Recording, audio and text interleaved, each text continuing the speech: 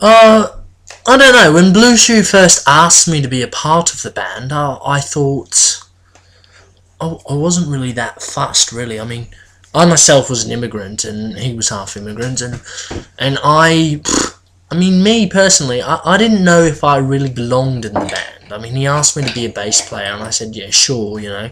Bass players got the girls and all the rest of it, and I like that. I mean, I liked the girls, didn't I? The girls liked me, and I was the bass player.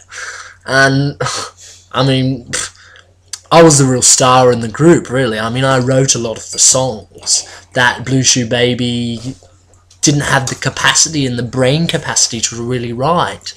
But I mean, he's a bit of a brute, but you gotta love him, you know? There's something about him that just grabs your attention, doesn't it, as an artist? I mean, for me, personally, I think that he really had something that a lot of musicians and artists didn't have. He possessed, like, a quality which they didn't quite really possess. Yeah, I mean, as a musician, from that perspective, he was a singer.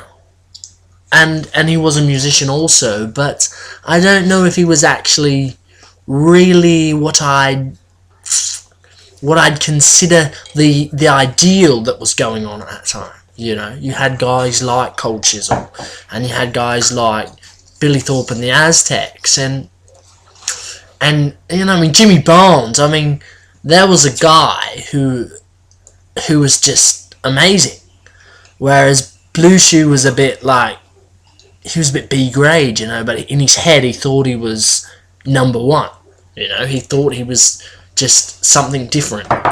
And, I mean, we were as, like, White Sox, White Jocks, we were what Australia needed at that time, you know.